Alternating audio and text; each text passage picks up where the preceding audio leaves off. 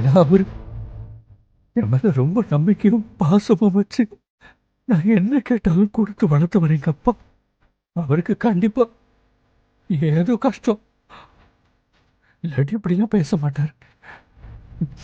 ஏதோ இந்த சூழல்ல அவர் என்ன புரிஞ்சுக்கல, அவ்வளவுதான்.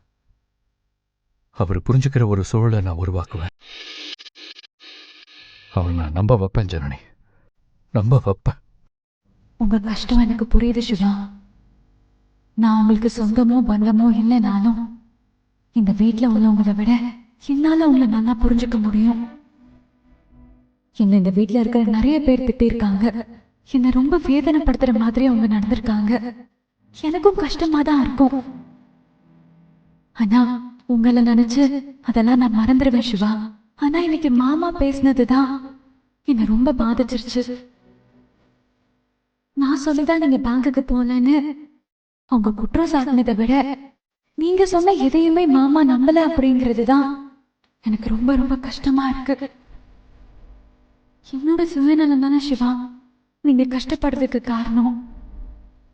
நான் இந்த வீட்டுல இருந்தா நீங்க ரொம்ப கஷ்டப்படுவீங்க.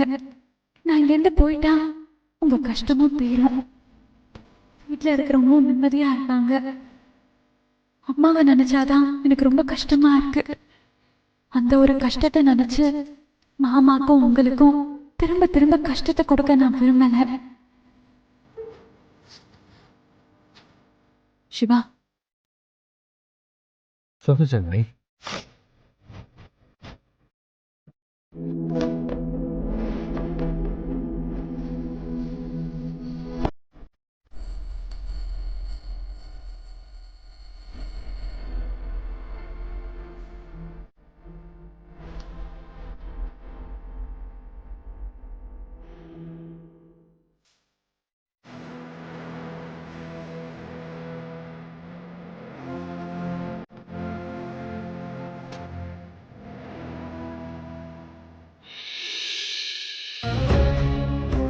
தானமாலையா, இன்னைக்கு டாக்டரை பார்க்க போறேன்.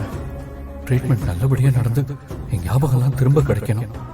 அந்த ஞாபகம் இல்லாம நான் ஜனனி கூட வாழ முடியாம ரொம்ப கஷ்டப்படுறேன். அப்பாவுக்கு உதவி செய்ய முடியல, அதனால அவருக்கும் எனக்கும் பிரச்சனை. டாக்டர் எனக்கு நல்ல பதிலா சொல்லணும். எனக்கு என் ஞாபகம்லாம் திரும்ப வரணும். எனக்கு என்ன வேணாலும் நடக்கட்டும், ஆனா சிவாக்கு ஞாபகம் திரும்ப கிடைக்கணும். சிவா ஒரு நல்ல மனுஷன். சிவாவோட அம்மா சிவா நல்லா இருக்கணும்னு ரொம்ப கஷ்டப்படுறாங்க.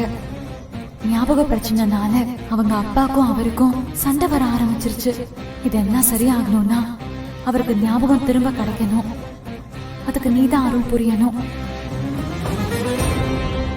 கடவுளே, நீ என்ன கைவிட்டதே இல்ல. என் புள்ள ட்ரீட்மெண்ட்டுக்கு போறான், அது நல்லபடியா அமையணும். பாவம் அவன் ரொம்ப சிரமப்பட்டுட்டான். ஒரு நம்பிக்கையோட ஜனனியை கல்யாணம் பண்ணி இங்க கூட்டிட்டு வந்தான். ஆனா அவங்க வாழ்க்கை சரியாவே அமையல. சிவாவுக்கு ஞாபக சக்தி இல்லாததால வீட்டுல எப்பவும் சண்டையும் பிரச்சனையுமா இருக்கு. இது எல்லாம் சரியாகணும். சிவாவும் ஜனனியும் நல்லபடியா வாழணும். அவங்களுக்கு ஒரு குழந்தை பிறந்து சந்தோஷமா இருக்கணும். இதை நடத்தி கொடுத்தா உனக்கு நான் பாலாபிஷேகம் பண்றேன். கடவுளே, நான் கெஞ்சி வேண்டிக்கிறேன், சிவாவுக்கு ஞாபகம் வரவே கூடாது. உனக்கு தெரியாத துளசி எவ்வளவு கஷ்டப்பட்டு சிவா கிட்ட இங்க வந்து சேர்ந்திருக்கான்னு. இப்பதான் அவளுக்கு ஒரு நல்ல வாழ்க்கையை கொடுத்துருக்க. நீயே கொடுத்து நீயே எடுத்துக்காத. ஜனனியோட ஞாபகம் வந்தா துளசியோட வாழ்க்கை போயிடும். துளசி மாட்டிக்குவா. அதனால அவருக்கு ஞாபகத்தை கொடுத்துறாத கடவுளே. சிவா, அப்ப நம்ம கிளம்பலாமாப்பா? சரிம்மா. அம்மா, அப்பா கிட்ட ஒரு வார்த்தை சொல்லிட்டு வந்துட்டோமா? சரிடா. ஆனா அவர் இப்போ எந்த மூட்ல இருக்காருன்னு தெரியலையே. வந்து சொல்லிக்க கூடாதா? அம்மா, ஒரு நல்ல விஷயத்துக்காக தான் போறோம். முத ட்ரீட்மெண்ட் ஆரம்பிக்கிறது மாமாக்கு நம்ம தெரிஞ்சுதான் ஆரம்பிக்கணும். அவர் சொல்லிட்டு வரட்டுமே.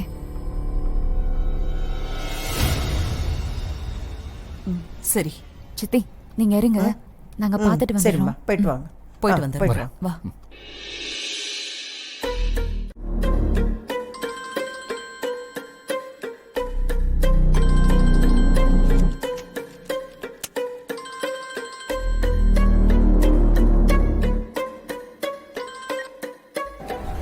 என்ன ஐயா கணவரே, நாளைக்கு காவேரிய பொண்ணு பார்க்க வரோம். அது ரொம்ப நல்லபடியா நடக்கணும்.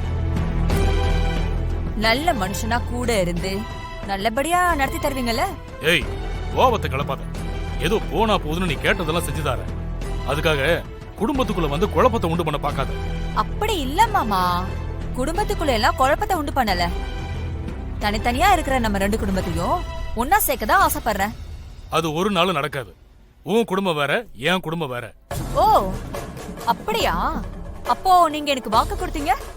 என் பொண்ணை கல்யாணம் பண்ணி தரேன்னு உனக்கு எப்ப நான் வாக்கு கொடுத்தேன்? நீங்க தானே சொன்னீங்க. நீ வேற எது வேணாலும் கேளு தரேன்னு நீங்க தானே சொன்னீங்க. அதுக்காக என் பொண்ணையா கேப்பையா?